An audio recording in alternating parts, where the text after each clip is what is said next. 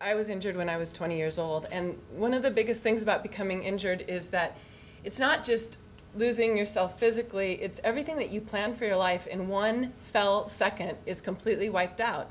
And then you're thinking to yourself, what do I do now?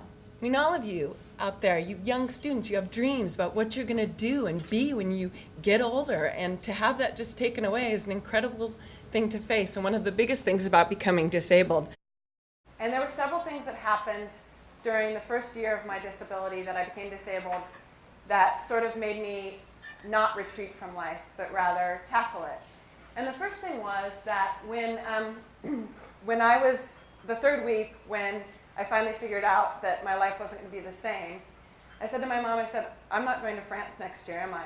And she goes, no, you're not. And then, of course, copious amounts of tears, blah, blah, blah. And then my mom looks at me and she says, so, what are you going to do next year? And I said, I don't know. Everything I had planned for my life was gone in 1 second, 1 instant, it was gone. And so Mom says, you know what? I think that since you're not going to France, you should try and come back to school in the fall. I said, okay. Not as exciting as a goal as going to France, but a goal nonetheless. And so I decided I was going to work towards coming back to school in the fall.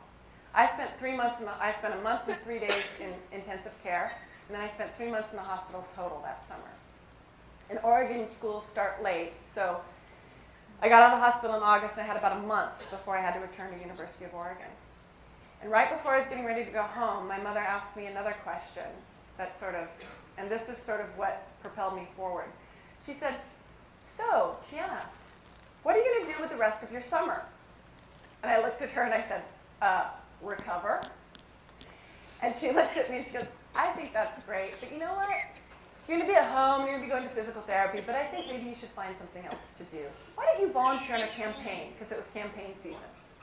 And so we got home, and for 1 week, my mother took me to physical therapy, and then after physical therapy, she drove me to Congressman Stallings' office where I volunteered, and then she would come and pick me up and take me home. And then the second week, she's like, you know, I think you need to learn how to use the bus to get to Congressman Stallings' office. And by the third week, I was using the bus to get to physical therapy, to go to Congressman Stallings' office, and to go home. So I did end up going back to school in the fall. And I went back and I took a reduced class load. I only had 12 credits. And I can't remember when it was my mother said this to me, but it was sometime during my junior year. She said to me, and oh, by the way, Tiana, you only have 4 years to graduate because that's all I can afford. And I thought to myself, okay. My mother had expectations of me as her child. And even when I became disabled, she still had expectations of me. My mother expected me to finish school, get a job, and become a contributing member of society. She expected that of me when I wasn't disabled, and she had the same expectations of me when I was disabled.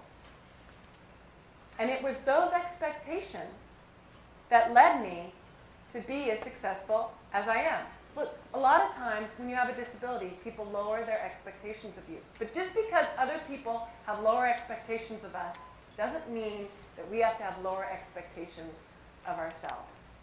Not at all. But what else that University of Illinois gave me is that oftentimes in the able-bodied world, I find that people have lower expectations of me because I have a disability. That was not true here at University of Illinois, and it was particularly not true of Coach Hedrick. Nor was it true of my mother. And having people expect something of you is a great motivator. And you have a tendency to live up to what people expect of you.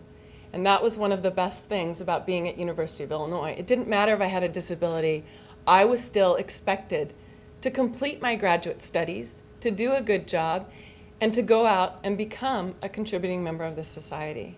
And that was one of the best things that University of Illinois gave me, was having expectations of me as a person.